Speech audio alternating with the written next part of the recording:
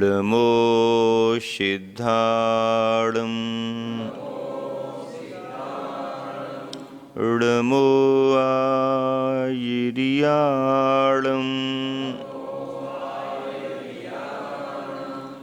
ऋमो वच्छायाणं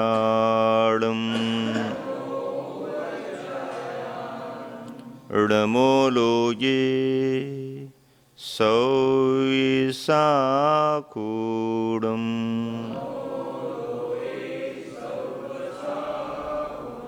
पंच परमेष्टि भगवान की, अहिंसा परमो धर्म की, देवादिदेव 1008 श्री शांतिनाथ भगवान की, अध्यात्म शिरोमणि आचार्य कुंद कुंद महाराज की, गुरुवर आचार्य श्री विद्यासागर जी महाराज की जय।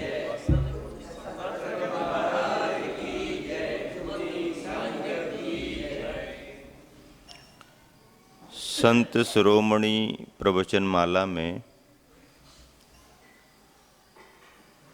आप जिन प्रसंगों को, संदर्भों को चतुर्मास और विहार आदि के अवसरों का सुनकर के लाभ ले रहे हैं, वो संदर्भ अपने आप में आचार्य परमेष्टि के व्यक्तित्व से जुड़े हुए हैं।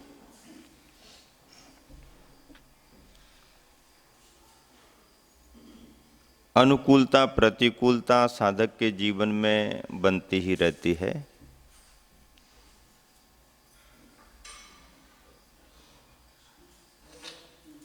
उन दोनों अवस्थाओं में स्वाध्यायी संत साधक कैसे समता का भाव रखते हैं, इसका परिचय भी मिलता है।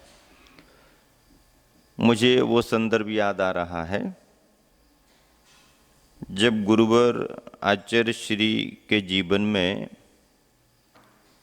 स्वास्थ्य संबंधी प्रतिकूलता में एक बहुत बड़ी संकट की घड़ी आ पड़ी, और वह भी ऐसे समय में जब बहुत बड़े जीव दया के भाव को लेकर के आचार्य श्री बहुत बड़ी प्रेरणा दे रहे हों।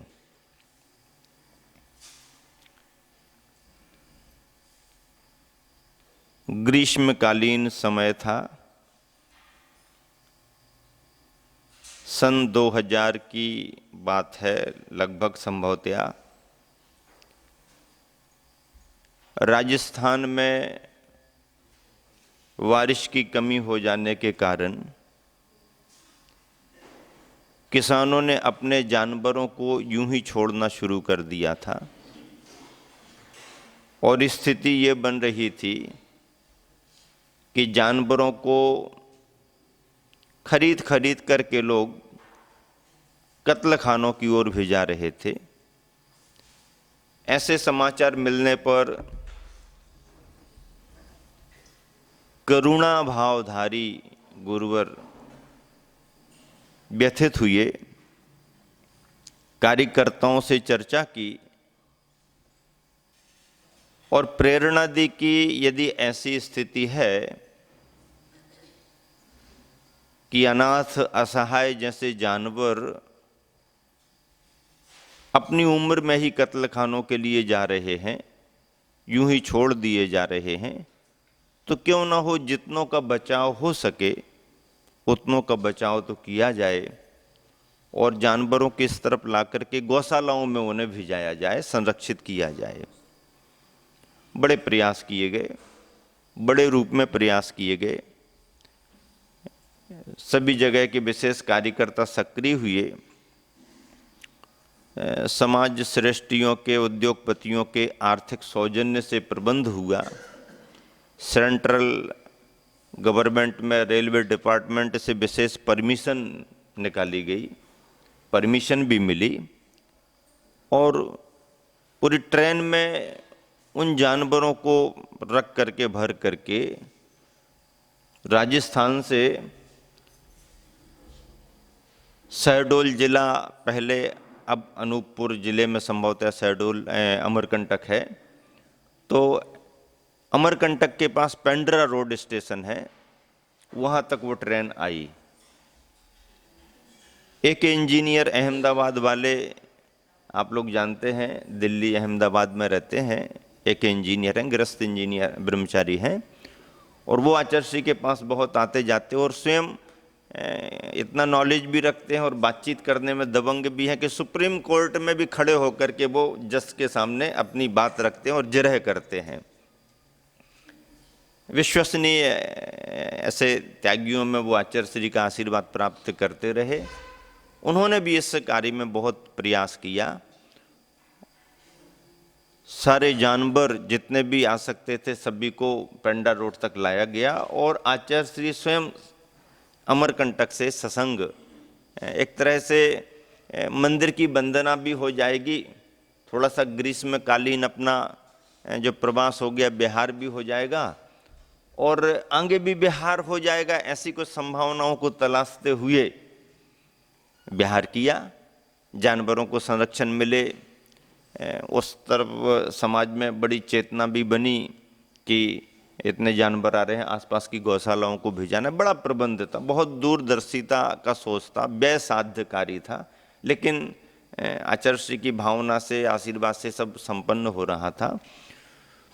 तो दया के भाव से तो गए, जीवों के कष्ट दूर करने के भाव से तो आचार्य श्री वहाँ गए, उन जीवों का कष्ट भी दूर हुआ। इतने बड़े गुरु की कृपा और दया से उन्हें गौशालाओं में संरक्षण भी अलग अलग जगहों में मिला। कष्ट तो दूर किया, लेकिन कष्ट हरने वाले को ही उस समय बड़ा कष्ट आ पड़ा। और कैसा कष्ट आ पड़ा, पहले तो कुछ समझ में नहीं आया, सामान्य से तकलीफ होगी, लेकिन बाद में मालूम चला लक्षणों से कि ये तो हर्पीस है। और हर्पीस के बारे में कहा जाता है कि वह जब अपनी उग्र प्रकृति में आता है किसी के पास में, तो वो अपना असर बहुत कष्ट कर दिखाता है। उस समय संग बैयावृत्ति में रहा, श्रावक भी बड़े चिंतित हुए, वैद्य और डॉक्टर्स जो भी आए अपने परामर्श देते रहे। ऊपरी उपचार जो सहज निर्दोष हो सकते हैं वो तो यथायोग्य स्वीकृत कर ही लिए जाते हैं, लेकिन आचार्य श्री ने फिर भी ये इस अवसर को भी ऐसा मान करके कि आकस्मिक कर्म का उदय आया है तो सहन तो करना ही है। सहन तो वैसे भी वो करते रहते हैं, सहनशीलता में तो सर्वोपरि आज भी हैं, पर उस समय की जो उनको जलन और वेदना हुई उन दिनों में आचार्य श्री स्वयं अपने मुख से व्यक्त करते हैं। उस समय संग में हम तो थे नहीं, लेकिन जैसा महाराज जी वगैरह बताते हैं, समाचार श्रावक को आके बताते थे, तो ऐसे बिल्कुल जैसे पैर जल रहा हो, पैर के यहाँ इस तरफ असर आया था, जल रहा हो। और आचार्य श्री बताते हैं कि हंसते हंसते बाद में संघ को बताते थे, बोले शास्त्रों में नरकों की वेदनाएं पढ़ते हैं, पढ़ाते भी थे, लेकिन क्या होती होंगी वहाँ की वेदनाएं मैंने हर्पीस में अनुभव कर लिया। ऐसा आचार्य श्री स्वयं कहते थे, हर्पीस के इस में हमने अनुभव कर लिया। चतुर्मास सामने आ गया, लोगों को अंदाज था कि स्थिति ये है तो आचार्य श्री का बिहार तो संभव नहीं है, और चतुर्मास होगा तो फिर यहाँ ही होने की संभावना बन सकती है, या पहाड़ी इतनी ऊंची चढ़ कर के अब आचार्य श्री भी तो वैसे भी नहीं जा पाएंगे, तो आसपास कहीं देखेंगे। ऐसी चर्चाएं चली, लेकिन कुछ समय टलता गया और कर्म की तीव्रता आती है तो फिर धीरे धीरे टलती भी है। शमन हुआ, और शमन क्या, थोड़ा ही शमन हुआ कि आचार्य श्री ने अपना बिहार का मन बना लिया और बिना किसी को सूचना दिए आचार्य श्री ने पुनः अमरकंटक की ओर विहार कर दिया। ऊंचाई घूम फिर करके पहाड़ी तो चढ़ना ही पड़ती है, कैसे, किस दृढ़ता से, किस मनोबल से आचर्षी उतना रास्ता पार करके अमरकंटक तक आए होंगे, इसको शब्दों में तो व्यक्त नहीं कर सकते हैं, अनुभव ही कर सकते हैं। लेकिन उतना सब सहन करते हुए आचर्षी जब अमरकंटक आ ही गए और चातुर्मास स्थापना हो गई, तो बाद में सबसे कहते हैं कि अरे इस पहाड़ी को इन पैरों ने क्या चढ़ा होगा, इस पहाड़ी को इन पैरों ने क्या चढ़ा होगा, वो तो इरादे ही पहाड़ी चढ़ करके आए हैं मतलब मन का संकल्प भाव मनोबल ही उस पहाड़ी रास्ते को तय करके आया, क्योंकि पैर की स्थिति और स्वास्थ्य की स्थिति ऐसी नहीं थी। आहारचर्या आदि में भी काफ़ी प्रतिकूलता होती थी, 24 घंटे पैर में प्रतिकूलता रहती थी, कर्म की तीव्रताएं आती ही रहती हैं और उन्हें सहन करना एक तरह से साधक का अपना लक्ष्य रहता है। गुरुवर आचार्य हम सबके बीच में आज भी इस मायने में बहुत बड़े आदर्श हैं। सर्दी, गर्मियाँ और स्वास्थ्य की प्रतिकूलताएं यूं ही हंसते हंसते वो सहन करते हैं। हम सभी को प्रेरणा मिलती है कि प्रतिकूलताओं में भी कैसे समता भाव रख लेना चाहिए।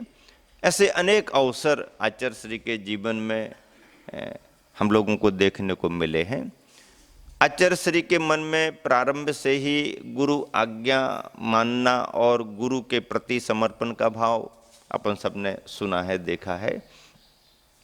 और वैसा भी आचार्य श्री लगभग अपने स्वभाव के कारण सभी के स्वभाव में भी पसंद करते हैं। हम लोगों ने कई बार अनुभव किया, आचार्य श्री ने यदि कभी कोई संकेत दिया और अपन ने तुरंत ही उसमें कोई तर्क वितर्क लगा दिया कि आचार्य श्री ऐसा जम पाएगा कि नहीं जम पाएगा, हो पाएगा कि नहीं, आचार्य श्री अभी तो अनुकूलता नहीं, तो फिर आचार्य श्री कहते हैं ये सब ज़्यादा सोचने की ज़रूरत नहीं पड़ती है, हाँ इसको करने का मन बनाओ। और कई बार जैसा आचार्य श्री स्वयं करते आए हैं वैसा ही लगभग संघ में भी पसंद करते हैं। प्रतिकूलताओं पर ध्यान भी देते हैं, दिए हुए निर्देशों को यथा समय बदल भी देते हैं, लेकिन पहले करना शुरू तो करो, अभी करना ही शुरू नहीं किया है। आचार्य श्री कहते हैं कि हम इतने दिनों तक विचार कर करके संयोजन बनाते हैं और सुन करके तुम लोग 1 मिनट में जम पाएगा कि नहीं जम पाए, अरे पहले शुरू तो करो। और अक्सर करके हम लोगों ने देखा कि आचार्य श्री इस बात से बहुत प्रसन्न हो जाते हैं कि उन्होंने कोई संकेत दिया और तुरंत ही अपन ने श्रद्धा से स्वीकार कर लिया, ठीक है आचार्य श्री। फिर उसके बाद यदि थोड़े दिन में या कुछ समय के बाद आप पुनः अपनी बात रख दो कि आचार्य श्री जो आपने कहा है वो कर लेंगे हम, लेकिन ऐसी यदि प्रतिकूलता आई तो आचार्य श्री फिर कुछ समय के बाद तो फिर विचार करके कुछ और बता दे, उस समय तो वो ऐसा रहता है। संघों को लंबे लंबे विहार करने में भी, कराने में भी आचार्य श्री ऐसा ही करते हैं, लेकिन लंबा लंबा विहार करा भी देते हैं तो पीछे से उनका स्नेह भाव भी जुड़ा रहता है और मार्गदर्शन भी मिलता रहता है। हम लोगों के साथ भी कई बार लंबे विहारों में ऐसा हुआ कि आचार्य श्री ने आदेश दे दिया, मौसम आदि की अनुकूलता या कभी स्वास्थ्य की अनुकूलता नहीं रही, तो बाद में वो समाचारों से मालूम होता कि आचार्य श्री ने ऐसी ऐसी चर्चा की थी कि देखो आदेश तो दे दिया है, विहार हो गया है, लेकिन ये प्रतिकूलता तो उनको रहेगी। और उनके ख्याल में आते ही कई बार ऐसी प्रतिकूलता भी चली जाती है, अनुकूलता बन जाती है। मुझे उस समय का संदर्भ और याद आ गया। सन 1999 में जो नेमावर में विराजमान थे आचार्य श्री, उस समय संघों के विहार हो रहे थे, हम लोगों को भी निर्देश भोपाल का मिल रहा था और भी आरिका संघों को विहार के संकेत मिल रहे थे। कोई भी आना तो सब चाहते हैं, आने के बाद कोई जाना नहीं चाहता और आचार्य श्री समझते हैं, इसलिए पहले से बिहार के संकेत देना शुरू करते हैं। एक समय दोपहर को आरिकाओं के बिहार के संकेत हो रहे थे और आरिका दृढ़मती माता जी का संघ आचार्य श्री के पास उपस्थित था। आचार्य श्री मार्गदर्शन दे रहे थे और चर्चाओं के माध्यम से ये बातचीत सुनने को दिन 2 दिन से मिल रही थी कि संभवतः दृढ़मती माता जी का लंबा विहार होने वाला है और शायद गिन्नार जी की चर्चा चल रही है। तो सुनने में जब आया तो मुझे लगा माता जी और गिरनार जी गुजरात तरफ कहाँ कैसे, आचार्य श्री का गिरनार जी जाना अलग है, अब ये माता जी वगैरह कहाँ जाएंगी। फिर भी आचार्य श्री की व्यवस्था है तो वहाँ तो आचार्य श्री अपने तरीके से ही सब निर्देश देते हैं। सभी आरिकाएँ बैठी हुई थीं, आचार्य श्री तखत पर दैलान में बैठे थे। मैं इस फिराक में था कि कैसे आचार्य श्री के पास थोड़ा सा कहीं से जाने का अवसर मिले या गुंजाइश, लेकिन बिना कोई संकेत लिए आचार्य श्री के पास उस अवस्था में जाना उचित नहीं लगता। तो मैं यहाँ वहाँ घूमते फिरते क्या हो रहा है और दूर ऐसे खड़े होकर के देख रहा था। आचार्य श्री ने देख लिया, नज़र तो जाती है, तो देख के मुस्कुरा दिए कि मतलब चर्चाएं चल रही हैं कि किसका क्या कहाँ पर हो रहा, ऐसा देखा तो अपन को लगा सहज है तो नमस्तु कर लिया, वहीं पर बैठ गए। बोले आचार्य श्री कहने लगे अब सबके बिहार होना है सबके बिहार हमारी तरफ देख करके सबके बिहार होना है। उनके हाँ आचार्य श्री बिहार होना है, लेकिन हम तो आप ही के साथ बिहार करेंगे। बोले हाँ ऐसा तो सभी सोचते हैं। तो उसी समय फिर चर्चा करी कि तुम लोगों को ऐसा ऐसा करना, बिहार करके थोड़ा गर्मी में रुक जाना, फिर ऐसा करना, आप बिहार करोगे फिर चतुर्मास का हम संकेत दे देंगे और कोई कठिन नहीं होगा, यात्रा अच्छी हो जाएगी। हम लोग आचार्य श्री कहने लगे हमारी गिरनार यात्रा बहुत अच्छी हुई है, सभी जानकारियां हैं, वहाँ पर श्रावक वगैरह हैं। तो जैसे ही आचार्य श्री चर्चा में गिरनार जी, हमने निवेदन किया आचार्य श्री माता जियों को कहाँ गुजरात में गिरनार जी परेशानी हो सकती है, इतनी दूर कैसे, आसपास ही आचार्य श्री को इनको मिल जाए। आचार्य श्री अरे कुछ चिंता करने की बात नहीं है, सब उनकी यात्रा बहुत अच्छी हो जाएगी, अच्छी होगी गिरनार जी यात्रा अच्छी होगी, ऐसा करके आशीर्वाद दिया और हमारी तरफ देख करके मुस्कुराने लगे। बोले सब हो जाता है, ज़्यादा चिंता नहीं करना पड़ती। अपन भी आचार्य श्री के खुशी में तो खुशी व्यक्त करते ही हैं। अरिकाओं का विहार हुआ, हम लोगों का भी विहार कराया, आचार्य श्री भी विहार करके गोमट गिरी गए तो आपने सुन लिया। लेकिन वो विहार जो हुआ तो गिरनार यात्रा तो बाद में हुई, लेकिन आचार्य श्री को गिरनार यात्रा कराने के लिए पहले से ही कोई स्थान ख्याल में आ रहा होगा। उस समय तो कुछ डिक्लेयर हुआ नहीं, मालूम नहीं चला, लेकिन आचार्य श्री ने बाद में आरिका संघ को बागीदोरा में चतुर्मास करने के संकेत दिए और इसलिए भी आचार्य श्री आश्वस्त रहे कि पूर्णमती माता जी का चतुर्मास करा के इन लोगों ने गिरनार यात्रा करा दी, तो बिहार कराने में ये लोग माहिर मास्टर हो चुके हैं, तो इनका चतुर्मास भी भागीदोरई में होना चाहिए। ये बातें अपन को क्या पता, ये तो आचार्य श्री के ख्याल में आते, इसलिए कहते चिंता मत करो सब ठीक हो जाएगा, सब हो जाएगा, सब अच्छी व्यवस्था हो जाएगी। यहाँ पर द्रौपदी माता जी के संघ का चतुर्मास सन 1999 का हुआ था। आप लोग जैसे बताते हो कि सभी आरिकाओं के साथ में संयमवती माता जी भी यहाँ पर रहीं, तो उनके संस्मरण भी जब कभी भी कोई श्रावक परिचित आते हैं तो बता देते, हम भी कहते हैं हाँ हाँ वो उस समय चतुर्मास में थी। और बहुत अच्छे तरीके से यहाँ से बिहार होते हुए गिरनार यात्रा उनकी संपन्न हुई। आचार्य श्री समय समय पर ऐसे संदर्भ भी सुनाते कि देखो अपन चिंता करते हैं लेकिन सबका अपना पुण्य रहता है।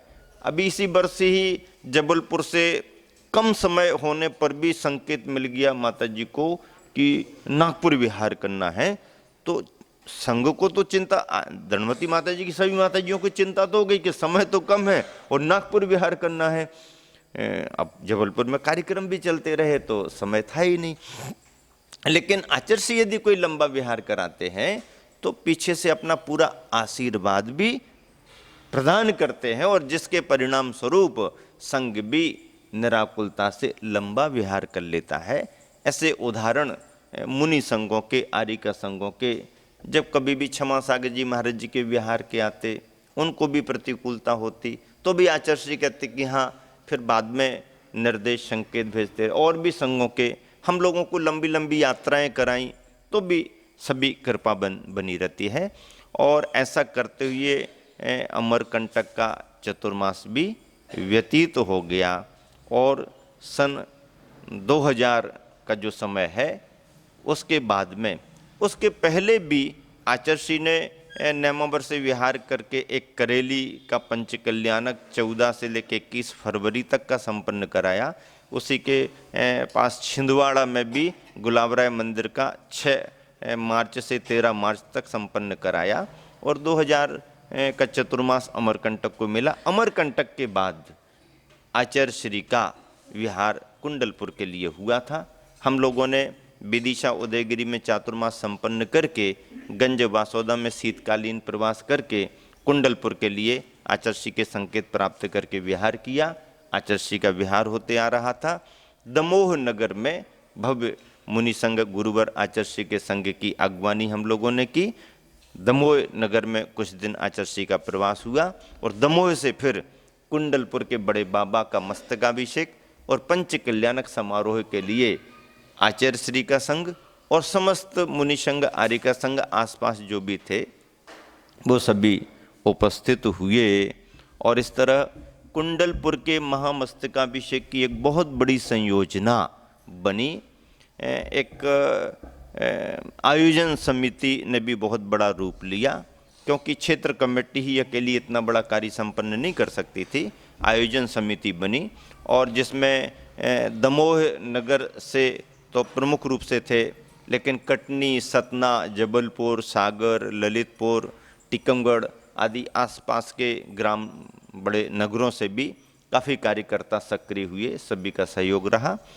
ऐसा करते हुए जो तैयारियां हुई तो प्रमुख आयोजन समिति के अध्यक्ष मदन लाल जी बेनाडा आगरा वालों को बनाया गया और सागर, जबलपुर के लोगों को बड़ी जवाबदारियां दी गई। विदिशा समाज का योगदान बहुत बड़ा रहा, क्योंकि हृदय मोहन जी विशेष रूप से समाज सेवी हैं और उस समय की रहने वाली सरकार में उनका अपना एक बहुत बड़ा प्रभाव था। सरकारी मिशनरी का बड़ा उपयोग करने में मुख्यमंत्री से लेकर के वित्त मंत्री जयंत मलैया आदि के माध्यम से हृदय मोहन जी ने बहुत सुविधाएं क्षेत्र को प्रदान कराई। उस समय क्षेत्र फॉरेस्ट विभाग में था। उस समय तक सन 2001 के पहले तक क्षेत्र फॉरेस्ट विभाग में था। ऐसा स्वतंत्र रूप में कोई समाज ट्रस्ट के नाम पर नहीं था। वो तो पुराने पूर्वजों की गुडविल से सुरक्षित था, कोई बात नहीं। लेकिन जब अंदर की बात का पता लगाते तो कानून कभी भी कुछ भी बन सकते हैं। तो ऐसा करके उस पूरे कुंडलपुर के पहाड़ को प्रयास करके पुरातत्व विभाग से और मध्य प्रदेश सरकार से मतलब एक तरह से उसको स्वतंत्र रूप में दिगंबर जैन समाज के नाम पर ट्रस्ट के रूप में उसका हस्तांतरण किया गया। एक बहुत बड़ा काम जो आचार्य की कृपा से गुरुवर के निर्देशों से हुआ और आज कुंडलपुर क्षेत्र पूरा का पूरा स्वतंत्र समाज के नाम पर है। वहाँ पर तैयारियों में समूचे कुंडलपुर को तैयार तो किया जाता है। स्वर्ग जैसा सुंदर तैयार किया गया। बहुत दूर दूर से लोग आने की चर्चाएं थीं और लाखों लोग आए। एक पूरा का पूरा 2-3 नगर जैसे बाहर बसा दिए गए, आने जाने की सुविधाएं रखी गई। उस समय के पहले तक कुंडलपुर की प्रतिमा को लेकर के थोड़ी चर्चाएं ज़्यादा फैल रही थी कि मूर्ति पर असर आ गया है और मूर्ति को इस तरीके से आदि कुछ ऐसा वैसा, लेकिन उसमें कोई सच्चाई नहीं थी। और उसी को सभी को जानकारी मिले और सभी लोग आकर के प्रतिमा का दर्शन करें, मंदिर की स्थिति देख करके जाएं, तो फिर कुछ कहने की ज़रूरत नहीं। इसलिए क्षेत्र कमेटी ने आयोजन किया था।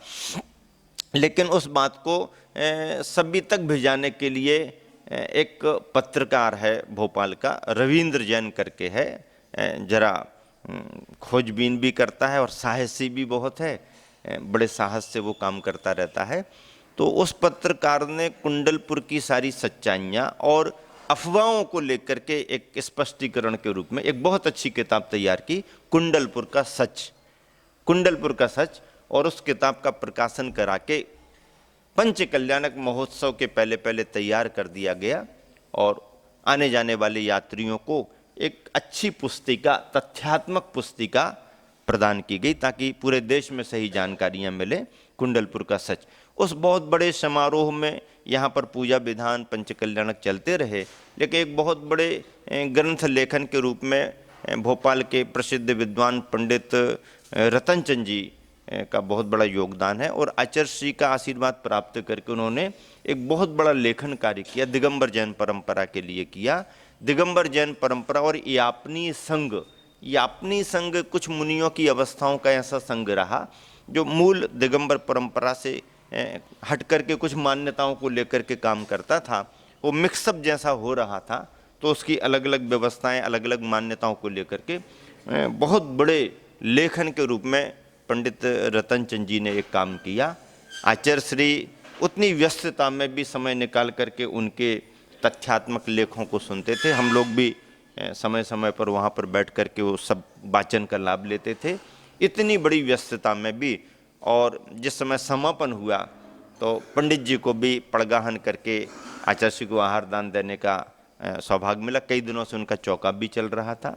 ऐसा कुंडलपुर में इतना बड़ा संघ, इतने त्यागी वृत्ति, सैकड़ों से भी ज़्यादा संख्या में त्यागी वृत्ति, कब आहारचर्या को निकल जाते, कब आ जाते, कब सामायिक हो जाती, कुछ पता नहीं। इतना बड़ा समारोह चलता रहा, हजारों की संख्या में भोजन करने वाले त्यागी वृत्ति, गृहस्थ त्यागी वृत्ति, बाल ब्रह्मचारी त्यागी वृत्ति, इतनी बड़ी व्यवस्थाएं सब थीं। और इतना बड़ा संघ, सबकी चर्याएं होती रहीं, निश्चिंतता निराकुलता से होती रहीं। सुभाष जैन करके एक सागर वाले हैं, खमरिया वालों के नाम से जाने जाते हैं। उनकी सेवाओं को देख करके उनको जवाबदारी सौंपी गई कि भैया आप सब समझते हो, और दमोह की टीम तैयार करके और सारे त्यागी वृत्तियों की व्यवस्था आपको देखना है। महाराज जियों की व्यवस्था तो कैसे भी हो जाती, ये जो शुद्ध भोजन करने वाले त्यागी वृत्ति आते, प्रतिमाधारी गृहस्थ या समझ लीजिए बाल ब्रह्मचारी, कई बार बड़े समारोहों में, मेले ठेलों में इनकी बड़ी असुविधाएं होती, हम लोगों ने कई बार देखा। तो जब कभी भी कोई समारोह होता तो ये विभाग पहले अलग बनाओ, बनाना ही पड़ेगा, ये अलग बन जाएगा, फिर ही उसके बाद आगे बात करेंगे, क्योंकि टाइम कम रहता है, व्यस्तताएं ज़्यादा रहती हैं। त्यागी वृत्तियों का भी टाइम फटाफट वो भी अपनी चर्या करना चाहते। तो उन्होंने दमोह की बहुत बड़ी टीम है, युवाओं कार्यकर्ताओं की टीम है, और वो लोग सभी काम करते रहते हैं। संतोष सिंगई हैं, नवीन निराला हैं, संजीव शाकाहारी हैं, महेश जी बड़कुर हैं, उत्तम जी हैं, बंटी हैं, बजाज आदि, ये उनकी टीम बड़ी है। और हमेशा ये लोग आचार्य श्री या कोई संघ पहुंचता है तो सक्रिय हो जाते हैं, फिर समाज तो पूरा सहयोग करती रहती है। इस तरह से इन सभी ने मिल करके, और भोपाल से अमर जैन करके पिछले दिनों में यहाँ पर आए थे, उनकी टीम हम लोगों ने देख ली थी भोपाल में पंचकल्याणक के समय पर। बहुत बड़ा उनका ग्रुप है, और उन्होंने जिस तरीके का प्रबंध किया, हम लोगों को लगा कि ये वाकई में अच्छे कार्यकर्ता हैं, तो इनको कुंडलपुर के समारोह में बुलाएंगे, ऐसा विचार किया। और उस टीम को बड़े बाबा के मस्तकाभिषेक की पूरी जवाबदारी, कि किस तरीके से लोगों को आगे आना, कैसी लाइन लगाना, कैसे करा के कहाँ से निकालना, वो पूरी पहाड़ी के मंदिर भाग की जवाबदारी जबलपुर के युवाओं को दी। वहाँ दमोह और कटनी, सतना और जबलपुर के युवाओं को नहीं दी, क्योंकि वो वहीं के थे, तो वो अपने तरीके से सेटिंग कर सकते थे। तो उनको दूर लगा करके अन्य जगहों में भोपाल के युवाओं के लिए, कि इनका वहाँ से निकट से कुछ लेना देना नहीं, ऐसा करके उन्होंने बड़ी जवाबदारी से काम किया। चर्चाएं तो होती रहती हैं, चिंताएं होती हैं, लेकिन आचार्य श्री अच्छे कार्य में हमेशा निश्चिंत रहते। उनका आत्मविश्वास बोलता रहता है कि भावना अच्छी है तो कार्य में सफलता मिलेगी। और बहुत बड़ी प्रभावना के साथ लाखों व्यक्ति तो पंडाल में ही यूं ही समय दिन का और यहाँ तक कि रात तक का बिता देते थे, क्योंकि जहाँ पर उनके कॉटेज तैयार किए गए थे वहाँ आने जाने में ही उनको लंबा समय लगता था, और इतना समय रहता नहीं। तो फिर बहुत सारे यात्री तो पंडाल में ही अपना समय बिताते रहे।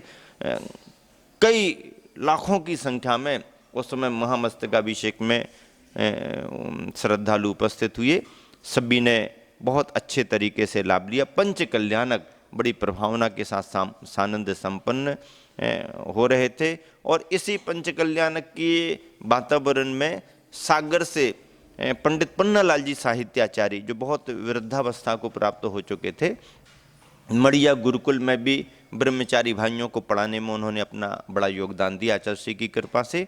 और पंडित जी की भावना बनी कि अब आचार्य श्री का मार्गदर्शन ले लिया जाए कुछ संलेखना के लिए। उनके बच्चों ने भी सागर से भाव रखा कि चलो आचार्य कुंडलपुर में है, पंडित जी को ले चलें। ब्रह्मचारी राकेश भैया ने भी प्रेरणा दी कि आचार्य से मार्गदर्शन ले लें। लेकिन कुछ ऐसा रहा कि साधना करने में कुछ उनको विलंब हो गया, या उस निर्णय में पहुंचने में कुछ विलंब हो गया। आए तो बड़ी भावना लेकर के, लेकिन शाम को चले, रात में कुंडलपुर आए, रात 12 साढ़े 12 बजे आए। स्वास्थ्य अनुकूल नहीं था। अब ये सोचा कि अब यहाँ आ गए तो अब सुबह सुबह आचार्य श्री का दर्शन कर लेंगे, मार्गदर्शन ले लेंगे। लेकिन आने तक का पुण्य तो उनका रहा, पर वहाँ आकर के भी आचार्य श्री के दर्शन करने का पुण्य योग उनका नहीं रहा। और सुबह आचार्य श्री का दर्शन करके मार्गदर्शन कुछ लेंगे, ऐसा सोचते सोचते रात में ही उनका निधन हो गया। अब उसे शुभ मरण तो कहेंगे ही, क्षेत्र तक आए हैं, पर समाधि मरण तो इसलिए नहीं क्योंकि संकल्प पूर्वक और नियम पूर्वक होता है। फिर भी व्रती थे, सप्तम प्रतिमा के व्रत आचार्य श्री से ग्रहण किए थे। तो व्रती का यदि गुरु के निकट ना होकर के भी कहीं पर भावपूर्वक मरण होता है तो उसको भी एक शुभ मरण, समाधि मरण कह सकते हैं। पर गुरु के चरणों में यदि मरण हो तो परम समाधि मरण माना जाता है। पुण्य तो उनका था, लेकिन अब कुछ ना कुछ पुण्य तो कम पड़ा ही माना जाएगा। आचार्य श्री को सुबह जैसे ही समाचार मिले तो आचार्य श्री को बहुत आश्चर्य हुआ, और आचार्य श्री ने यही भाव प्रकट किया, अरे ऐसी अवस्था थी तो रात में ही मेरे पास क्यों नहीं ले आए, रात में ही मेरे पास क्यों नहीं ले आए। मतलब ये भाव लगा आचार्य श्री का कि आचार्य श्री चाहते कि जब अवस्था ऐसी थी तो रात में ही ले आते, लेकिन गृहस्थों ने संकोच किया कि रात्रि में आचार्य श्री के पास जाना ठीक नहीं है। समय निकल गया। आचार्य श्री कुंडलपुर का समारोह संपन्न करा के सभी संघों को विहार के निर्देश दे रहे थे। होली का समय भी निकट आ गया था, क्योंकि फरवरी के महीने में महामस्तकाभिषेक पंचकल्याणक का कार्यक्रम संपन्न हुआ। 21 फरवरी से लेकर के 27 फरवरी तक का ये कार्यक्रम संपन्न हुआ, और तत्पश्चात होली का समय आया। होली पर और ज़्यादा भीड़ बढ़ गई। वहाँ के कलेक्टर वगैरह ने बहुत अच्छे से सहयोग दिया था, सभी प्रशासनिक अधिकारियों ने सहयोग दिया था मस्तकाभिषेक में। इस तरह से एक दिन ऐसा हुआ कि विशेष उपस्थिति थी होली की छुट्टियों में, और आचार्य श्री का विशेष प्रवचन उस दिन आयोजित था। लेकिन अपन जानते हैं कि आचार्य श्री का विशेष प्रवचन होगा, पब्लिक जानती है कि आचार्य श्री का मिलना चाहिए, लेकिन आचार्य श्री का इतने बड़े संघ के हिसाब से व्यस्त रहना भी बहुत ज़रूरी होता है। और सभी संघों को, विशेष रूप से आर्य का संघों को कहाँ कैसा विहार कराना, संयोजना, उनकी चर्चाओं में आचार्य श्री का समय निकल रहा था। कमेटी वाले पहुँच गए, आचार्य श्री प्रवचन का समय हो रहा है। आचार्य श्री चाहते हुए भी कई बार टाल देते हैं, और उन्हें ऐसा लगा कि यहाँ पर आवश्यक है समय देना, तो आचार्य श्री ने टाल दिया। बोले नहीं, आज तो अनुकूलता नहीं है, आपको और कोई महाराज जी मिल जाएंगे। तो ऐसा करके मिल जाएंगे तो अब कमेटी तो कमेटी है, आचार्य श्री आपके प्रवचन हो तो अच्छा था, बहुत पब्लिक आई है। हाँ, भाव तो मेरा भी था, लेकिन थोड़ा अभी जल्दी जल्दी सबके विहार कराने हैं, समय कम है। ऐसा करके आचार्य श्री ने टाल दिया। कमेटी वाले बैठे रहे, तो आचार्य श्री ने संकेत भेज दिया कि महाराज जी हो तो देखो बुलाओ। संकेत आ गया मेरे पास, तो समझ में आ गया कि रविवार है और कुछ ना कुछ तो अवश्य होगा। हाँ, वो देखो ऐसा है कि ये लोग कमेटी वाले आए हैं और थोड़ा सा प्रवचन कर दो, अभी यहाँ पर थोड़ा सा कार्य है।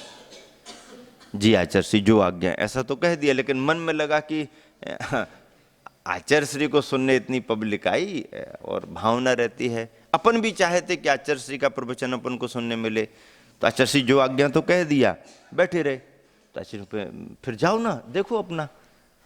आचार्य श्री वो तो कर लेंगे, लेकिन कमेटी की भी भावना है और हमारी भी भावना है कि थोड़ा सा आपका प्रवचन हो तो ज़्यादा अच्छा रहेगा।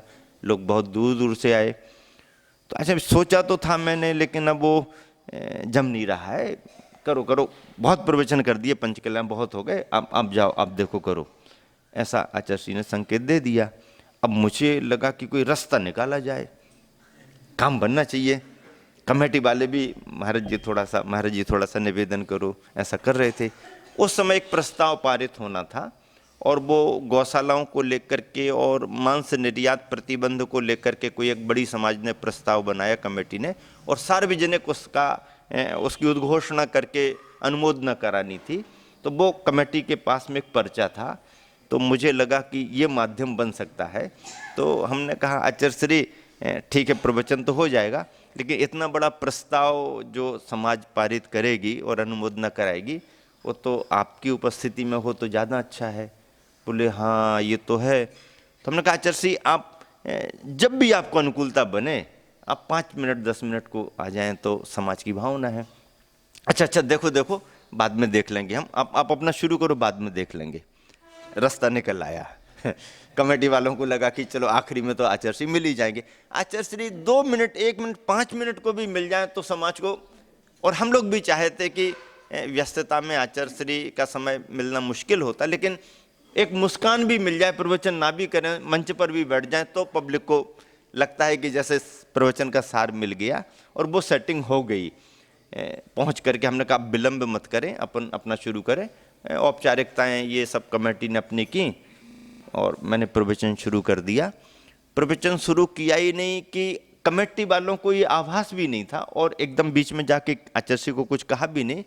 15-20 मिनट ही हुए होंगे, आचार्य श्री का ख्याल गया नहीं चर्चाओं में कि कब शुरू हुआ क्या हुआ। आचार्य श्री को लगा कि समय हो गया है, और आचार्य श्री बस जैसे निकलने को हुए एकदम जय बुल गई, ज्ञान साधना केंद्र में से बाहर आ गए, जय बोली तो मैंने देख लिया आचार्य श्री।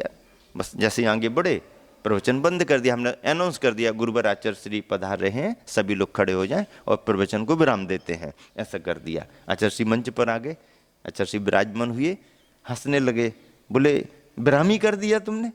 हमने कहा आचार्य श्री अब आपका, बोले नहीं वो थोड़ा करो करो करो। तो हमने कहा आचार्य श्री फिर अभी शुरू हुआ है, थोड़ा विलंब से शुरू हुआ है, 15-20 मिनट। हाँ बोले करो करो करो। उसके बाद फिर आचार्य श्री बैठे, संग सब करते रहे। उसमें मैंने एक संदर्भ ये रख दिया कि जीवन तो सभी को यूं ही मिला है। अब जीवन में हम जीवन को के महल को भर रहे हैं कि यूं ही रख रहे हैं, और अपने जीवन के महल को अपन को उजाले से भरना चाहिए, सुगंध से भरना चाहिए, अन्यथा तो ऐसे जीवन सबका बीत जाता है। ऐसा प्रवचन का सार पकड़ करके एक उदाहरण रखा दिया। प्रवचन तो हो गया, समापन करना ही था, क्योंकि आचार्य श्री आ गए तो आचार्य श्री का ही सुनना है, समापन कर दिया। पर आचार्य श्री ने उस बात को पकड़ लिया और पकड़ करके इस तरीके से कसावट रखी कि जो ये भावना थी कि 5-10 मिनट आचार्य श्री सुनाएंगे, आप संघों में जाकर के माताजियों से महाराज जियों से कभी बात करना कि कुंडलपुर में वो होली पर जो प्रवचन आचार्य श्री का हुआ था वो किस तरीके का था और कितने मिनट का था। मैं समझता हूं कि लगभग 1.25 घंटे का प्रवचन, 1.25 घंटे का प्रवचन, और उस 1.25 घंटे के प्रवचन में कैसे मूड बन गया आचार्य श्री का, और कैसे आचार्य श्री का मन इतना पब्लिक को देख करके प्रसन्न तो होता ही है उपस्थिति को देख के, और इस तरीके से बना लगभग 1.25 घंटे तक आचार्य श्री का प्रवचन चला। और उस प्रवचन में आचार्य श्री ने केवल एक ही बात को पकड़ करके जोर दिया कि ये सब लोग तो भरने की बात करते हैं, मैं भरने की बात करता ही नहीं हूं, मैं तो खाली करने की बात करता हूं। खाली करो, जैन दर्शन और जैन परंपरा तो खाली करने की है, भरना भारी होता है। क्या भरना, अनादिकाल से तो भरे हुए हैं, अब खाली करने का समय, खाली करने का समय, खाली करने का समय। देखो भरने के रूप में, अब वो उस समय अभय सागर जी प्रवचन नोट कर रहे थे, बोले देखो ये महाराज डायरी भरने में लगे हैं डायरी भरने में लगे हैं, यहाँ भरते जाते हैं, यहाँ स्याही फैलती जाती है, भरने में लगे हैं। फिर ऐसा करते करते देखो वो देखो वो भरने में लगे हैं, वो भरने में लगे हैं। कितना भरोगे तुम लोग। वहाँ पर रिकॉर्डिंग चल रही थी, बोले देखो ये कैसेट भरने में लगे हुए हैं, है वो कमेटी वाले कमरे भरने में लगे हुए हैं। जो भी आता है भरा कमरा है, भरा कमरा है, भरा ऐसा है वैसा है, महाराज जी पंडाल बहुत भरा था, महाराज जी पंडाल बहुत बना, ऐसा करके भरे भरे को लेकर के। और भरने की बात मुझे करनी नहीं है, मैं तो खाली करने की बात कर रहा हूं। और यही तो मार्गदर्शन वहां दे रहा था कि खाली करना है, खाली करना है और कुंडलपुर को खाली करना है, बिहार होना है, कुंडलपुर को खाली करना है। क्या भरने की बात करो, भरने का समय अलग था।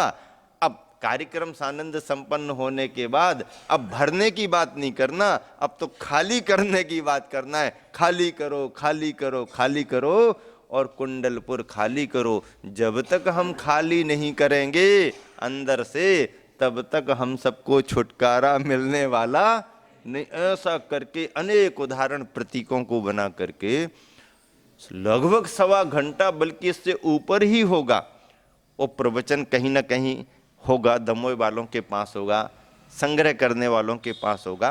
कुंडलपुर पंचकल्याण गजरत महोत्सव के बाद जो होली पर प्रवचन हुआ था आचार्य का, आज भी अविस्मरणीय अभूतपूर्व बना हुआ है।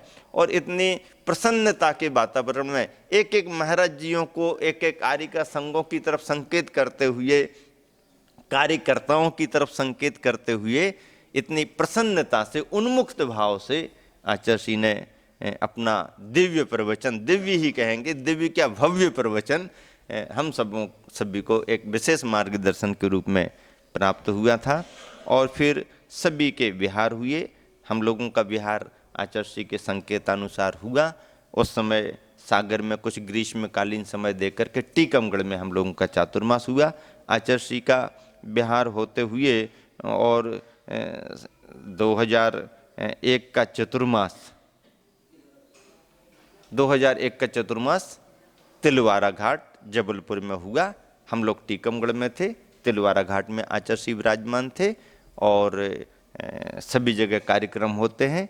वहाँ पर भी उतनी प्रतिकूलताओं में चतुर्मास करने का शहर को और क्षेत्र को छोड़ करके आचार्य का पहला प्रयोग था। नर्मदा के किनारे खुले वातावरण में गौशाला बहुत बड़े रूप में तैयार हुई थी। उसी गौशाला परिसर में आचार्य ने अपना चतुर्मास स्थापित कर दिया। और सन 2001 तिलवारा का चातुर्मास संपन्न करके आचार्य उसी तरफ सिवनी के पास में छपारा एक नगर है, ग्राम है, वहाँ पर पंचकल्याणक संपन्न कराने के लिए आचार्य का विहार हुआ। छपारा का पंचकल्याणक आचार्य ने 15 से 21 फरवरी 2002 का संपन्न कराया। तत्पश्चात बंडा जिला सागर में एक बहुत बड़ा आयोजन था पंचकल्याणक का, तो 22 से 27 फरवरी 2002 को संपन्न कराया। आर्यिका गुरुमती माता जी बंडा की ही है, संघ की ज्येष्ठ माता जी है, अच्छी साधना है, स्वाध्याय भी बहुत अच्छा है। और ऐसे स्वाध्यायी परिवार से उनके एक भाई एलक दया सागर जी भी आचार्य के शिष्यों में है। अभी अजित सागर जी महाराज जी के संघ में सिवनी में चतुर्मास उनका चल रहा है। तो ऐसा करके आर्यिका गुरुमती जी माता जी का गृह नगर बंडा है। ब्रह्मचारी विनय भैया जो सभी जानते हैं, उनका गृह नगर बंडा है। निशंक सागर जी महाराज जी बागड़ में आए हैं, उनका गृह नगर बंडा है। और अब बंडा की ओर बहुत से महाराज जी भी तैयार हो गए हैं। आनंद सागर जी का चतुर्मास यहाँ हुआ था। ऐसे अनेक महाराज, अनेक माता जी, नाम तो याद भी नहीं और ले भी नहीं पाएंगे। बंडा बंडा जैसा ही भरा हुआ है, सागर सागर जैसा ही है।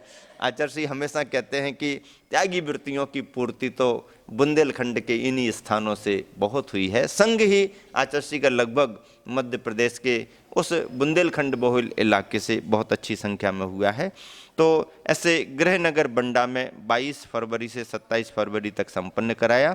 पश्चात आचार्य श्री का विहार विदिशा को लक्ष्य करके, उदयगिरी शीतल धाम को लक्ष्य करके हुआ। और जब मंगल प्रवेश गुरुवर का हुआ, बहुत वर्षों की प्रतीक्षा करते रहे लोग, बहुत वर्षों से प्रतीक्षा। समाज बंधु पंडित सागरमल जी विदिशा के स्वनाम धन्य विद्वान रहे हैं, उनका सम्मान भी आचार्य ने सागर पंचकल्याणक में बहुत बड़े रूप में मंच से कराया था। पंडित सागरमल जी विदिशा वाले, उनकी बहुत भावना थी कि एक बार आचार्य श्री के चरण विदिशा में पड़े। भद्दलपुर शीतलनाथ भगवान की कल्याणक स्थली के नाम से इतिहास उसका है। आचार्य श्री का योग नहीं बन रहा था, गंज बासौद तक जाकर के लौटना हो गया कई बार, लेकिन इस बार योग बना और आचार्य श्री का विदिशा में मंगल प्रवेश हुआ। बहुत बड़े रूप में समाज ने बहुत बड़े उत्साह से मंगल प्रवेश कराया। जैन समाज तो क्या, जैनेतर बंधुओं ने भी बहुत उत्साह के साथ भाग लिया। और आचार्य श्री ने जब प्रवचन दिया, होली का समय आ गया था, होली का दिन भी निकल गया था। आचार्य श्री ने देखा पूरे शहर में आहारचर्या को निकल करके कि घरों घर रोशनी है और होली जैसा तो कुछ है ही नहीं। खुशियों में जैन और जैनेतर सब ने बिल्कुल अपनी जो भी भावनाएं रख सकते हैं, दीप जला के रोशनी करके, गुरुवार का पहली बार आगमन हो रहा है इस भाव से तो किया। आचार्य श्री का जब प्रवचन हुआ सार्वजनिक, तो आचार्य श्री ने कहा, मैंने अपने जीवन काल में, आचार्य श्री ने कहा, मैंने अपने जीवन काल में पहली बार होली पर दिवाली देखी है। मैंने अपने जीवन काल में पहली बार होली पर दिवाली देखी है। लोग क्षण भर तो एकदम समझ नहीं पाए, लेकिन समझने में देरी भी नहीं लगी। आचार्य श्री ने कहा कि होली पर लोग होली खेलते हैं, दिवाली पर रोशनी करके दिवाली मनाते हैं, लेकिन इस बार विदिशा में, शहर में मैंने कहीं भी ऐसा नहीं देखा कि होली पर लोग होली खेल रहे हैं, बल्कि जहां भी दिखाई दिया होली पर भी रोशनी के कारण दिवाली जैसी लग रही है। शहर में इतना उत्साह है। प्रवास दिया आचार्य श्री ने और भोपाल के लिए विहार किया। भोपाल में आचार्य श्री के आशीर्वाद से सन 1995 के चतुर्मास में हम लोगों ने समाज को मार्गदर्शन दिया था। समाज बड़ी थी, साधन संपन्न थी, लेकिन चौक का मंदिर जो है वो मुगल काल में बना पुराना मंदिर था और उस समय इतनी साधन सुविधाएं नहीं थी, संरक्षण नहीं था, परेशानियां भी बहुत थीं। तो मंदिर तो बन गया, पर मंदिर पर शिखर नहीं बनाने दिया गया उस समय। तो 3 टप्पर से ढका हुआ था और अंदर अंदर छोटा सा शिखर था और 3 टप्पर से ऐसे ढका हुआ था। बाहर से ऐसा लगता ही नहीं कि मंदिर। और समूचे भोपाल का केंद्र स्थल चौक बाजार और चौक मोहल्ला का मंदिर। तो हम लोगों के मन में आया कि इस पर शिखर बनना चाहिए। अब वो परिस्थितियां नहीं है, शिखर बनना चाहिए। समाज को प्रेरित किया, आचार्य श्री का आशीर्वाद लिया और 3 टप्पर निकाल करके अलग कर दिया। लोग कहने लगे कि मंदिर के शिखर का मुहूर्त क्या रहेगा। हम लोगों ने कहा कि शिखर बनाने का मुहूर्त नहीं निकालेंगे, हम तो टप्पर को निकालने का मुहूर्त निकाले देते हैं। और इस मुहूर्त पर यदि आपने 3 टप्पर निकाल दिया तो आपका शिखर बन जाएगा, ये पक्का मान करके चलना। और कागज में ही नक्शा बनाते रहे और मुहूर्त निकालते रहे तो कभी होगा नहीं। हिम्मत नहीं कर पा रहे थे लोग, क्योंकि शिखर बनाने जैसी स्थिति मंदिर की है कि नहीं। बड़े बड़े वैज्ञानिक मिल ही जाते हैं, उन्होंने टेक्नोलॉजी दी, नीचे से ही होल करके बड़े पिलर डाल करके और ऊपर तक ले गए और उन्हीं पिलर के आधार पर एक बहुत अच्छा शिखर बनाया। आचार्य श्री जिस समय भोपाल पहुंचे, उन्होंने निर्माण कार्य को देख लिया, संतुष्टि प्रदान की, आशीर्वाद भी दिया। और इसके बाद में फिर योग ऐसा बना कि नेमावर से विहार करने के बाद आचार्य श्री का जो उस समय था पंच कल्याणक भी आचार्य श्री ने संपन्न कराया। हम लोगों का विहार टीकमगढ़ से आचार्य श्री ने एक विशेष निर्देश दे करके यूपी के लिए कराया और उसमें कारण बना कन्नौज का पंच कल्याणक। कन्नौज कानपुर के पास एक नगर है। प्रभात जी मुंबई, अतुल जी मुंबई, पुष्पराज जी मुंबई आदि ये 4 भाई हैं और पंकज जी मुंबई, ये चारों भाई मूल निवासी तो कन्नौज के ही हैं। कन्नौज में सवाई मल जी का परिवार है और अभी तो वो नहीं है, लेकिन इन सभी भाइयों की माँ चिंतामणि जी अब भी वहीं पर हैं और भी समाज बंधु हैं। लेकिन चूँकि आचार्य श्री के पास ये लोग सब आते रहते हैं और भावना थी कि आचार्य श्री के सानिध्य में पंच कल्याणक हो, बड़ी प्रतिमा विराजमान की थी। आचार्य श्री का उस तरफ जाना हो नहीं रहा था, ये लोग हर वर्ष पीछे लगे रहे। तो आचार्य श्री ने सोचा ये पीछे कब तक लगे रहेंगे। बोले देखो हमारा उस तरफ जाना होगा नहीं, पंच कल्याणक करा लो, विलम्ब करना अच्छा नहीं। तो आचार्य श्री आपका क्या आदेश है। तो बोले संघ को ले जाओ और पहले जाके उनकी अनुकूलता तो देखो, वहाँ बात तो करो। तो वही सभी प्रभात वगैरह हम लोगों के पास आए, बातचीत की, और हम लोगों ने इतना ही कहा कि भाई ये तो संघ की व्यवस्था है और आप निवेदन करने ना भी आएँ पर गुरु आज्ञा होगी तो गुरु की आज्ञा के अनुसार सब कार्यक्रम होते हैं और आप आश्वस्त रहो, आचार्य का आदेश होगा तो, और बिना आदेश संकेत के आपकी बातों में हम लोग आने वाले नहीं हैं। तो आचार्य के पास उनका निवेदन था ही, आचार्य का संकेत आया, हम लोगों ने विहार किया। टीकमगढ़ का चतुर्मास संपन्न करके एक गौशाला बहुत अच्छी पपौरा के पास ही हम लोगों ने उद्घाटित कराई, शुरुआत कराई। आज भी गौशाला बहुत अच्छी चल रही है। पपौरा जी से पिछी परिवर्तन का कार्यक्रम संपन्न कराया और फिर विहार के निर्देश मिले तो झांसी होकर के कानपुर महावीर जयंती मनाई, कन्नौज के लिए विहार किया। कानपुर में बड़ी एक स्थिति ऐसी बन गई, बड़े उत्साह से कानपुर में समाज ने प्रवेश कराया। हम लोगों को भी लगा कि नगर बड़ा है तो समय देना पड़ेगा और अभी समय है पंचकल्याण में तो प्रभावना के लिए कुछ दिन रुकेंगे। आचार्य भी चाहते हैं कि सभी जगह लाभ मिले समाज को, तो इस भाव से हम लोगों ने प्रवेश किया। कानपुर के आनंदपुरी मंदिर में हम लोगों ने वंदना की और वहीं पर पास में धर्मशाला थी, वहाँ पर ले जाके प्रवचन का क्रम रखा। वंदना करके हम लोग धर्मशाला में जो उनका सभागृह था पहुँच गए, प्रवचन भी दे दिया। पूछा उनको कि रुकना कहाँ पर है, तो बोले महाराज जी ऊपर कमरे हैं, ऊपर ले जा कर के उन्होंने रोक दिया। हम लोगों ने कहा कि विलम्ब हो रहा है, आहारचर्या का समय हो गया है, क्योंकि सिटी बड़ी होती, दूर आने जाने में असुविधा होती है, तो अभी बैठो मत, अब शेष चर्चा दोपहर में करेंगे, अभी जल्दी चर्या को निकलते हैं। तो वो लोग कहने लगे महाराज जी दूर कहीं नहीं जाना। दूर कहीं नहीं जाना मतलब? तो आहारचर्या कहाँ होनी? बोले महाराज जी बाजू में कमरा है ना, तो बाजू में ही व्यवस्था है। क्यों? बोले हम लोग संघ वगैरह आते हैं तो यहीं पर चौका लगाते हैं, प्रबंध हम लोगों का यहीं है और स्थायी महाराज बर्तन वगैरह सब धर्मशाला ही में रहते हैं, कहीं कोई असुविधा नहीं है। हमने कहा भाई शहर है, मंदिर है, मोहल्ला है। तो बोले महाराज ट्रैफिक बहुत रहता है, ऐसा वैसा कुछ बातें उन्होंने सुनाई। तो सुन तो ली, लेकिन हमने कहा भैया या तो आप कहो तो आज का उपवास कर लेते हैं, तो कल से बस्ती में देख लेंगे, और नहीं है तो फिर कुछ चर्चा करो, रास्ता निकालो। क्या महाराज जी? हमने कहा आज तो जो आप कह रहे हो सो ठीक है, कल से ये काम चलेगा नहीं। क्यों? हमने कहा प्रवचन नीचे करा रहे, ऊपर रुकवा रहे, बाजू में आहारचर्या करा रहे। तो एक महाराज जी कहने लगे भैया कल जंगल के लिए कहाँ जाएंगे? सहज पूछ लिया उन्होंने, भैया जंगल के लिए कहाँ जाएंगे हम लोग कल? तो उन्होंने भी बिल्कुल सहज उत्तर दिया, बोले महाराज जी छत पर पूरी व्यवस्था है। स्पष्ट सत्य घटना है, बोले छत पर पूरी व्यवस्था है।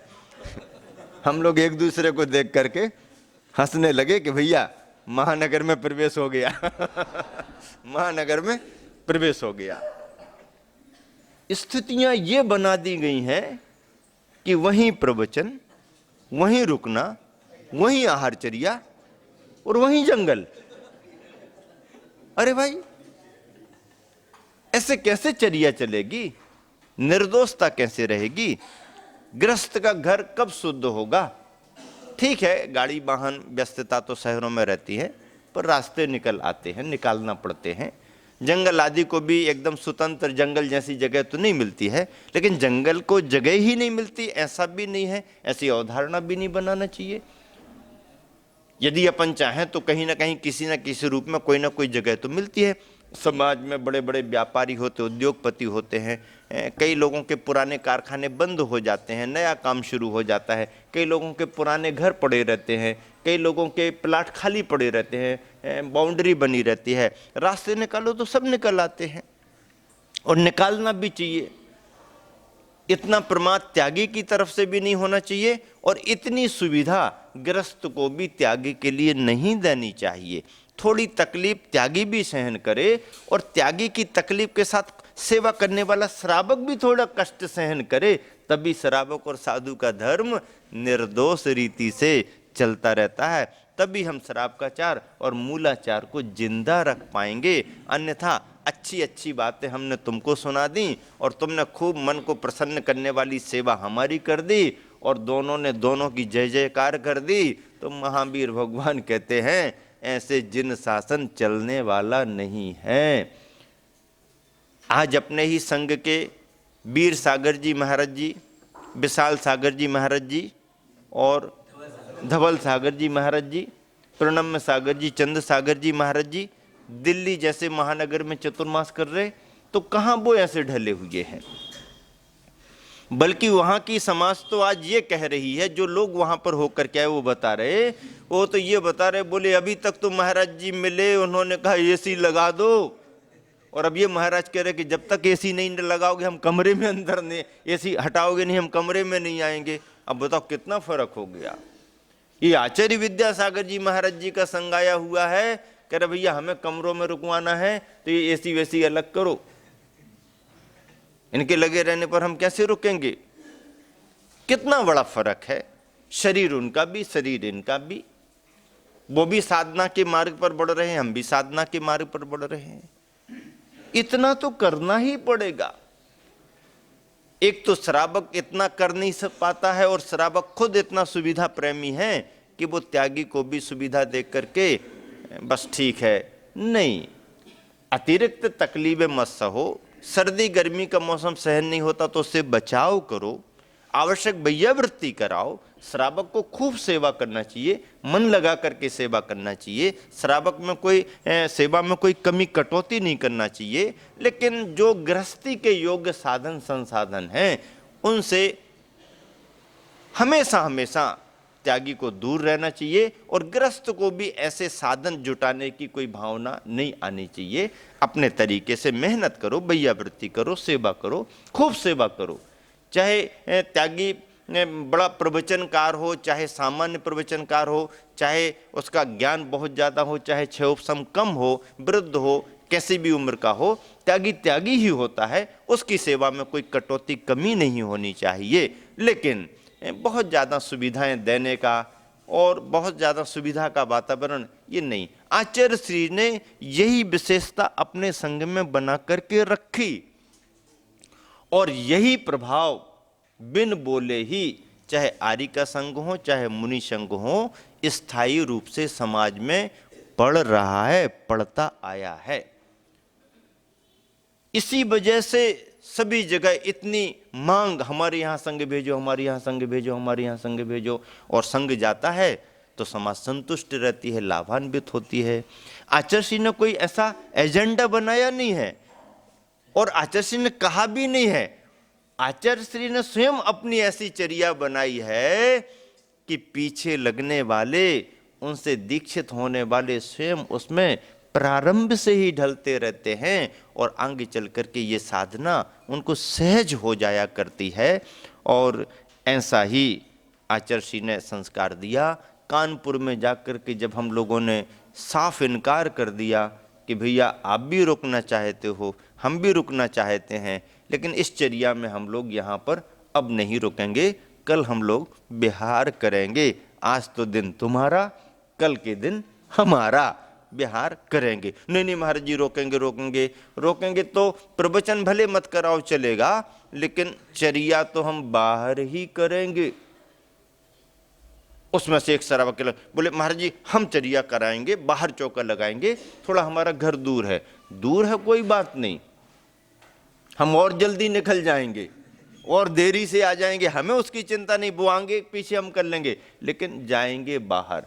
एक ने कहा, दूसरा कहता भैया तुम्हारे यहाँ रेलवे फाटक पड़ता है, फिर क्या होगा कैसा होगा। वो एमपी तरफ के मंडी बामोरा के थे, तुम्हारे यहाँ रेलवे फाटक पड़ता, मान लो फाटक लगा होगा तो क्या होगा। अब बात आ गई, लगा होगा तो हम घूम फिर करके एक चक्कर और लगा लेंगे तब तक ट्रेन निकल जाएगी, लेकिन शुरुआत तो हम कराएंगे। ट्रेन आ रही होगी, गेट बंद है, हम वहाँ से मुड़ जाएंगे और लंबा जा करके फिर वापस आ जाएंगे जब तक ट्रेन निकल जाएगी। हम वापस मंदिर नहीं जाएंगे, हम जाएंगे तो लेकिन रास्ता खुलवाएंगे, फाटक भी खुलेगा और रास्ता चौके का भी खुलेगा, आप चिंता मत करो उसकी। जब इतना हम लोगों ने कह दिया तो उत्साह बढ़ गया और 1 2 3 ऐसे ऐसे तैयार हो गए और बोले ठीक है महाराज जी, हम भी करेंगे, हम भी करेंगे। करो, चिंता मत करो, थोड़ी परेशानी होगी होगी, लेकिन रास्ता खोलो। खोल दिया। और फिर उस दिन जब हम निकले, दूर चौका था, गर्मी का समय तो था, लेकिन पूरे भाव से निकले और पुण्य ने ऐसा जोर मारा कि उस दिन ट्रेन लेट हो गई, गेट खुला मिला। बिल्कुल सत्य घटना है, गेट खुला मिला। लोग कहने ट्रेन लेट है। अरे मैंने कहा देखो ये बात, आप बढ़ो तो रास्ता भी, दरवाजा खुला है।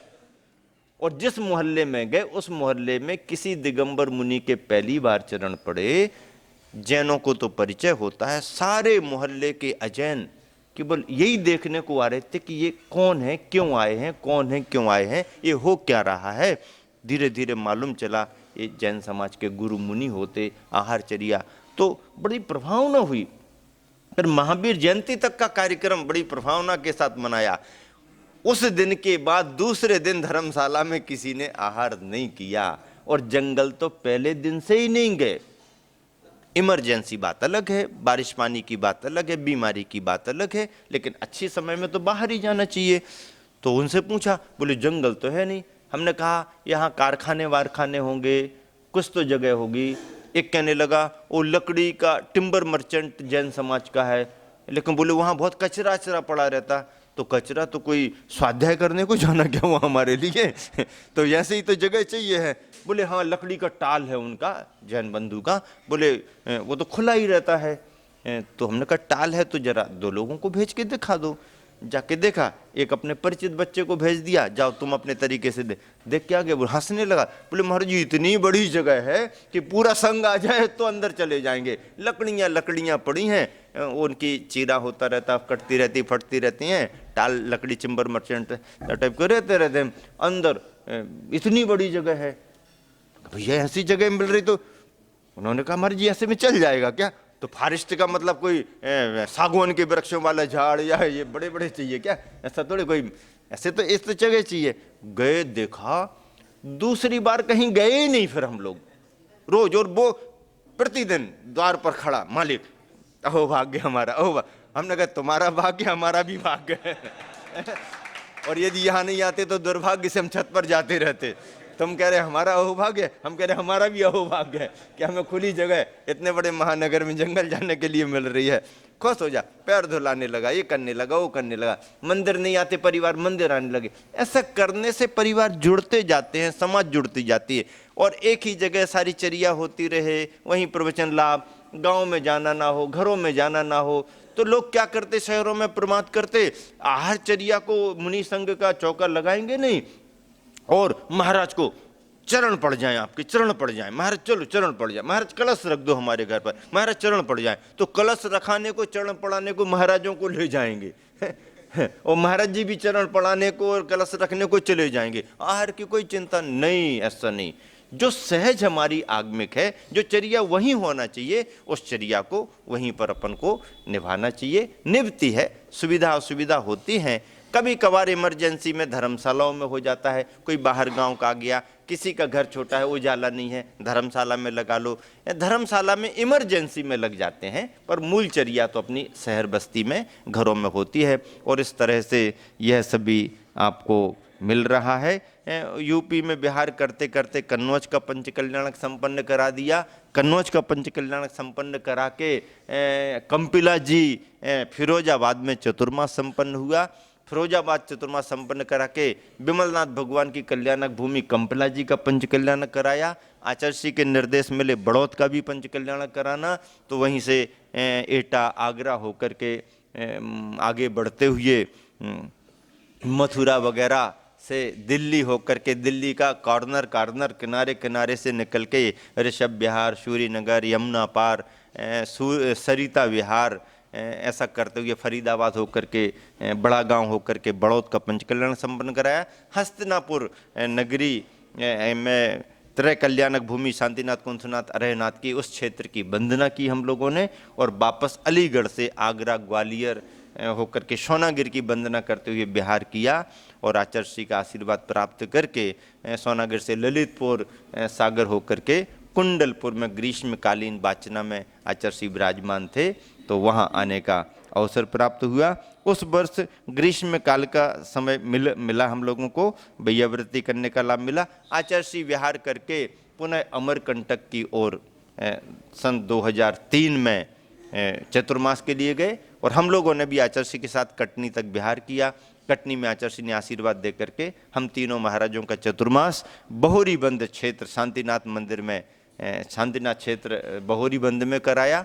आचार्य श्री का अमरकंटक में चातुर्मास संपन्न हुआ और इस तरह से यह संत शिरोमणि प्रवचन माला का क्रम आपके बीच में 10 दिन के रूप में संपन्न हो रहा है। और मुझे भी इस बात की प्रसन्नता है कि सिलसिलेवार गुरुवर के जीवन वृत्तांत को लेकर के मैंने एक अच्छा अध्ययन कर लिया है, एक अच्छा कलेक्शन कर लिया, संग्रह कर लिया है। और यह हमारे तुम्हारे लिए तो बहुत बड़े सौभाग्य की बात है। गुरुवर के इतिहास को सुरक्षित संरक्षित करने में एक बहुत बड़ा माध्यम ये बन गया है। और अपना धर्म ध्यान एक आचार्य परमेष्ठी के व्यक्तित्व कृतित्व को लेकर के जो चिंतन और विचार के रूप में आ रहा है, मैं इसे अपना जीवन का बहुत बड़ा स्वाध्याय मान के चल रहा हूँ और ये स्वाध्याय से कम नहीं है। आप आचार्य विद्यासागर जी को केवल आचार्य विद्यासागर के रूप में मत देखें, एक महापुरुष के व्याख्यान के रूप में, प्रथमान योग के ग्रंथ के स्वाध्याय के रूप में मान करके चलें। और ऐसी ये प्रवचन माला आप सबके बीच में 10 दिन के रूप में तीसरे रूप में संपन्न हुई है और आप सभी का सौभाग्य है इस चतुर्मास में ये योग बना। शेष विशेष वार्ता आने वाले दिनों में आप सबके बीच रखी जाएगी। अभी यहीं पर विराम दे रहा हूँ। महावीर भगवान की